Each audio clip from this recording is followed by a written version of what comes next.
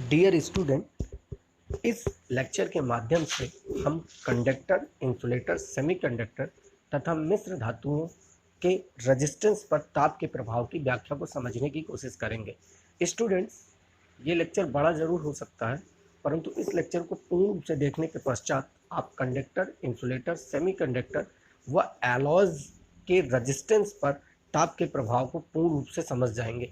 इसलिए मेरा अनुरोध है कि आप इस लेक्चर को पूर्ण रूप से देखें और अपने दोस्तों तक ज़्यादा से ज़्यादा शेयर करने की कोशिश करें, ताकि इस टॉपिक से रिलेटेड जो भी इंफॉर्मेशन ज़्यादा से ज़्यादा हो सके आप तक और आपके दोस्तों तक पहुंच सके। लेक्चर को हम बड़ा ही डीपली स्टार्ट करेंगे। इस लेक्चर की स्टार्टिंग हम ड्रिफ्ट वेलोसिटी से करेंगे। इसके पश्चात फ्री इलेक्ट्रॉन के द्वारा किसी कंडक्टिंग मटेरियल में रेजिस्टेंस के फॉर्मूले को ड्राइव करेंगे और उसके पश्चात उस रेजिस्टेंस का टेम्परेचर के साथ रिलेशन देखकर कंडक्टर, इंसुलेटर और सेमीकंडक्टर तथा एलॉयज में रेजिस्टेंस पर टेम्परेचर के प्रभाव को देखने की कोशिश करेंगे। तो स्टूडेंट्स, आप इस लेक्चर को पूरा ज़रूर देखें। जैसा हम जानते हैं कि कंडक्टर के केस पे ताप बढ़ाने पर उसका रेजिस्टेंस बढ़ जाता है और ताप को कम करने पर उसका रेजिस्टेंस का मान कम हो जाता है, जबकि इसके विपरीत इंसुलेटर्स में हम जानते हैं कि ताप बढ़ाने पर उनके रेजिस्टेंस का मान घटता है, जबकि ताप कम करने पर उनके रेजिस्टेंस का मान बढ़ जाता है। जबकि इसी प्रकार सेमीकंडक्टर में भी ताप को इंक्रीज करने पर एक निश्चित तापमान के बाद उनके रेजिस्टेंस का मान घटना स्टार्ट होता है। जबकि एलॉयज यानी मिश्र धातुओं में टेम्परेचर बढ़ाने पर ये कंडक्टिंग मटेरियल्स की तरह ही बिहेव करती हैं और ताप बढ़ाने पर इनके रेजिस्टेंस का मान बढ़ता है, परंतु इन पर यह प्रभाव कंडक्टर मटेरियल की तुलना में थोड़ा सा कम होता है। जबकि कुछ मिश्र धातुएं ऐसी भी होती हैं, जैसे कि यूरेका और मैग्नीज, जिन पर इस प्रभाव को हम नहीं देख सकते।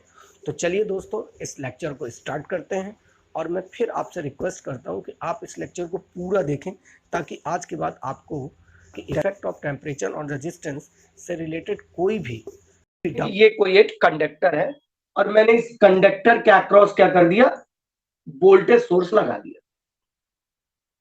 ठीक, जैसे इस कंडक्टर के अक्रॉस मैंने वोल्टेज सोर्स लगाया तो इस कंडक्टर पे क्या होगा, इस कंडक्टर पे एक इलेक्ट्रिक फील्ड पैदा होगी जिसकी डायरेक्शन क्या होगी, ऐसे होगी।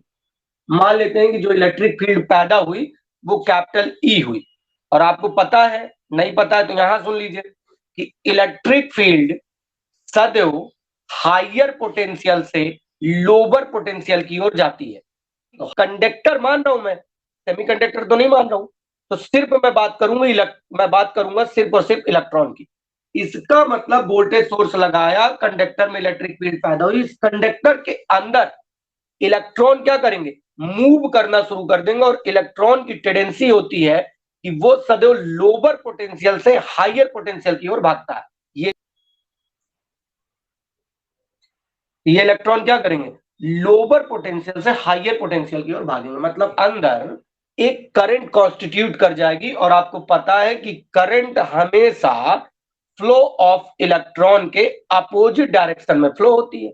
मतलब इलेक्ट्रॉनों का फ्लो यहां है बॉडी के अंदर, मेटल के अंदर, तो इलेक्ट्रॉन जो इसमें फ्लो करेगा वो ऐसे फ्लो करेगा। मान लेते हैं कि मैंने करंट मानी स्मॉल आई, तो जो करंट है वो इलेक्ट्रॉन इस डायरेक्शन में है, तो करंट हमेशा इलेक्ट्रॉन के अपोजिट डायरेक्शन में, दैट मींस करंट ऐसे फ्लो करेगी। तो मैंने मान लिया कि ये करंट फ्लो कर रही है स्मॉल आई। मैंने मान लिया कि ये जो मेटल है, जो कंडक्टर है, इसका क्रॉस सेक्शनल एरिया स्मॉल ए है। ठीक, लेंथ जो है एल है। और इस पूरी बॉडी के अंदर जो इलेक्ट्रॉन है वो स्मॉल एन इलेक्ट्रॉन है। जो मूव कर रहे हैं उन इलेक्ट्रॉनों की जो संख्या है वो स्मॉल एन है। और आपको पता है कि जो इलेक्ट्रॉन हम लोग लेते हैं वो पर यूनिट वॉल्यूम लेते हैं। पर यूनिट वॉल्यूम का मतलब होता है एकांक आयतन में लेते हैं। तो करंट मैंने मान ली, मैंने करंट बेटा मान ली, क्या मानी, स्मॉल आई। ठीक, तो आई बराबर आपको पता है ना, rate of change of charge, यानी आवेश प्रवाह की दर ही करंट होती है। तो Q बटा टी लिख सकते हैं। अब जैसे ही इन इलेक्ट्रॉन में फोर्स लगने की वजह से मूवमेंट स्टार्ट हुआ, तो ये इलेक्ट्रॉन एक पर्टिकुलर वेलोसिटी से मूव करते हैं, ऐसे नहीं भागते कि यहां वहां भागने लगे, एक निश्चित, एक नियत वेलोसिटी, एक नियत वेग से भागते हैं। मतलब इन इलेक्ट्रॉन पे फोर्स लगा और फोर्स लगने के बाद इनमें मूवमेंट स्टार्ट हुआ। तो जो मूवमेंट होता है वो एक नियत वेग से होता है, एक पर्टिकुलर वेलोसिटी से होता है। जिस पर्टिकुलर वेलोसिटी से रिपल्सन फोर्स लगने के कारण इलेक्ट्रॉन का मूवमेंट स्टार्ट होता है, बस बेटा उसी वेलोसिटी को हम लोग बोलते हैं ड्रिफ्ट वेलोसिटी। और उसी ड्रिफ्ट वेलोसिटी को हम लोग वीडी से रिप्रेजेंट करते हैं। उस ड्रिफ्ट वेलोसिटी की वैल्यू होती है 10⁻⁻⁴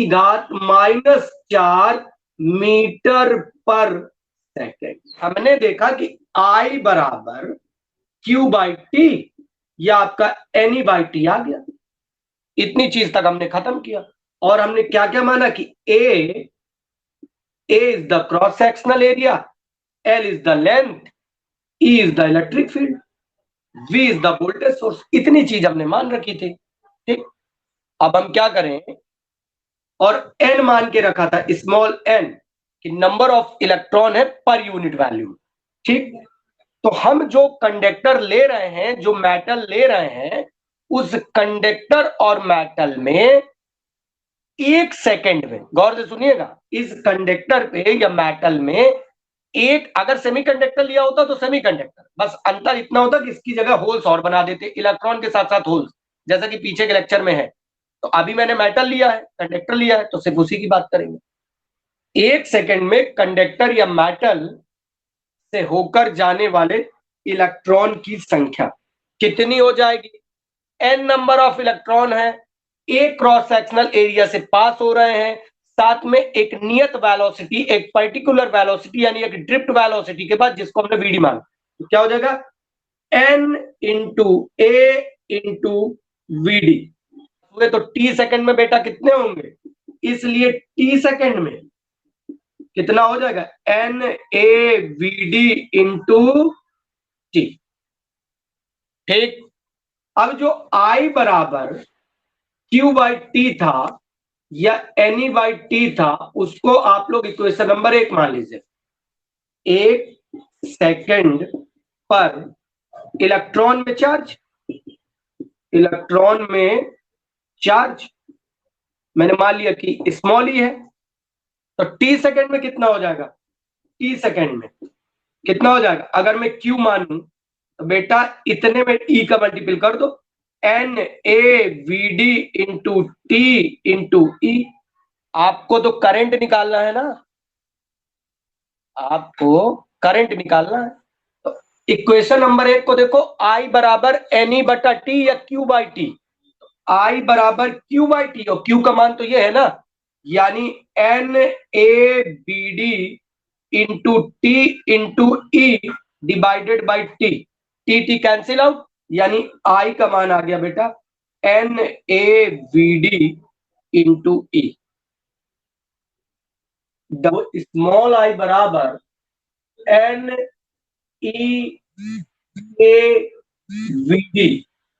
अब मैंने मान लिया कि उस कंडक्टर की लंबाई L है और विभवांतर जो वोल्टेज आप लगा रहे थे वो V था, तो इलेक्ट्रिक फील्ड क्या हो जाएगी? E बराबर V/L। इसको इक्वेशन 1 बनाइए, इसको इक्वेशन 2 बनाइए। E equal to V/L। मैंने बोला था कि जो कंडक्टर का जो इलेक्ट्रॉन है वो एक फोर्स की वजह से मूव करता है और उस फोर्स को हमने नाम दिया था रिपल्सन फोर्स। रिपल्सन फोर्स की वजह से, तो उस फोर्स की वैल्यू निकाल लें। Force on every free electron क्या हो जाएगा? F बराबर प्रत्येक इलेक्ट्रॉन का चार्ज हम लोग यहाँ पे क्या मान रहे हैं? स्मॉल ई। और इलेक्ट्रिक फील्ड की वजह से ना E into capital E। Okay, equation number 3। बेटा इस E का मान, इस वाले E का मान उठा के यहां रख दीजिए। F बराबर क्या हो जाएगा? F बराबर हो जाएगा E V/L, इक्वेशन नंबर 4। यदि इलेक्ट्रॉन का द्रव्यमान स्मॉल m हो तो इस बल के कारण उत्पन्न त्वरण, ए बराबर आप क्या लिख सकते हैं, एफ बटा स्मॉल एम, और एफ का मान तो ये है, ठीक, तो क्या हो जाएगा, E B upon M L. Equation number 5, conductor के भीतर इलेक्ट्रॉन धन आयन से टकराते हैं, टकराने के पश्चात इलेक्ट्रॉन का वेग वैद्युत क्षेत्र कैपिटल ई की विपरीत दिशा में बढ़ने लगता है। जब तक हम बैटरी नहीं लगाते तब तक इसमें ड्रिफ्ट वेलोसिटी नहीं रहती, बल्कि इसमें क्या हो जाती है, इसमें ऊष्मीय वेग रहता है। जब तक हम बैटरी नहीं लगाते तब तक इसके अंदर ड्रिफ्ट वेलोसिटी नहीं होता, अनुगमन वेग नहीं होता, सिर्फ ऊष्मीय वेग होता है, ठीक है। और जैसी बैटरी लगा देते हैं तो वो ऊष्मीय वेग खत्म हो जाता है और वो कन्वर्ट हो जाता है किसमें, ड्रिफ्ट वेलोसिटी में। तो क्या होता है कि चूंकि इधर पे पॉजिटिव प्लेट है पूरा, यानी पॉजिटिव आयन है, ये इलेक्ट्रॉन क्या करेंगे, जब आगे बढ़ेंगे तो अपने पॉजिटिव आयन से टकराएंगे, ठीक है, टकराएंगे और अपनी ऊर्जा को क्या करेंगे, लॉस करेंगे। फिर आगे बढ़ेंगे, फिर से जो है इलेक्ट्रॉन पर निगेटिव चार्ज आएगा, फिर से वो पॉजिटिव आयन से टकराएंगे। बार बार इस तरीके से क्या होगा कि इसके अंदर जो है रैंडम प्रोसेस होगा, बहुत तेजी के साथ ये प्रोसेस होगा, जिससे क्या होगा कि इस बॉडी के अंदर, मतलब इस कंडक्टर के अंदर कोल्यूजन स्टार्ट हो जाएगा इलेक्ट्रॉन्स और पॉजिटिव आयंस का, मतलब आपस में कोलाइड्स करने लगेंगे, टकराने लगेंगे। उस कोल्यूजन में मान लिए मैंने लगने वाला जो समय है वो मैंने मान लिया कितना है, टाउ है। कोल्यूजन का समय मतलब पहले आपका रेस्ट पोजीशन पे था, इलेक्ट्रॉन चुपचाप खड़ा है, अब ये आगे बढ़ा, किसी चीज से टकराया, यानी कोलाइड हुआ, कोलाइड होने के बाद फिर से रेस्ट पोजीशन में पहुंचा, तो इधर से इधर तक का जो समय है वो मैंने मान लिया कि टाउ है। और ये कोल्यूजन के बाद ये ड्रिफ्ट वेलोसिटी से बढ़ने लगे, एक वेलोसिटी से, एक निश्चित वेलोसिटी से बढ़ने लगे, उस वेलोसिटी को हम लोगों ने ड्रिफ्ट वेलोसिटी कह दिया।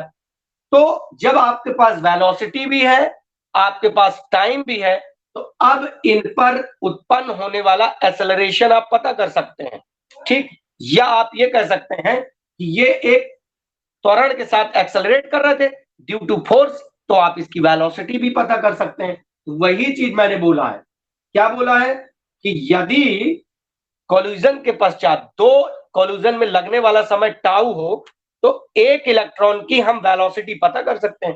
तो देखो कैसे पता करोगे, आपको पता है कि त्वरण बराबर होता है, त्वरण मतलब स्मॉल ए बराबर होता है rate of change of velocity, मतलब वेग परिवर्तन की दर ही त्वरण होती है, ये पढ़ा है। तो आपको तो वेग निकालना है ना, इलेक्ट्रॉन की वेलोसिटी निकालना है ना, तो ए बी बराबर क्या लिख सकते हैं, ए इंटू टी, परंतु टी का काम यहाँ पे कौन कर रहा है, टी की जगह हमने यहाँ पे क्या लिया, टाउ लिया, तो आप इसकी जगह क्या लिख सकते हैं, ए इंटू टाउ। इलेक्ट्रॉनों के दो क्रमागत टक्करों में लगने वाले इस समय को श्रांतिकाल कहते हैं, यानी रिलैक्सेशन टाइम कहते हैं। रिलैक्सेशन का मतलब समझ गया ना, उसने रिलैक्स किया, थोड़ी देर के लिए रुका, ठीक है, रिलैक्सेशन टाइम कहते हैं। इसका मान 10 की घात -14 सेकेंड। इलेक्ट्रॉन का वेग निकाल लिया था, ए टाउ, यही तो हो रहा था, और वही इलेक्ट्रॉन का वेग क्या है, इलेक्ट्रॉन का वेग मतलब ड्रिफ्ट वेलोसिटी। तो BD equal to A into tau, तो ए का मान रख दीजिए ऊपर से, ए का क्या कर दीजिए, मान रख दीजिए। तो अभी अभी आपने ए का मान निकाला, EB upon M L, EB upon M L, और साथ में क्या है, टाउ है ही है, मल्टीपल में दिस वैल्यू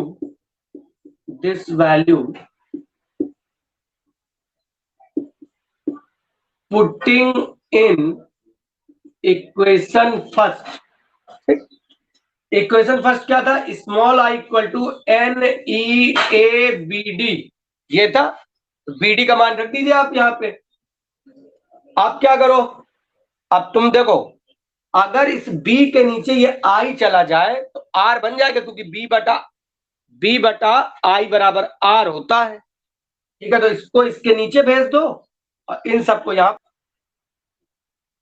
अब ये बेटा R हो गया, ये R बराबर आपको मिल गया ML upon N E square tau A। मान लीजिए ये कोई एक तार है, तो अगर आप इस तार को, ये एक सीधा तार है, 5 मीटर का तार है लंबा, ठीक है, अगर आप इस तार को कई जगह से मोड़ दें, मान लीजिए ऐसा कर दें,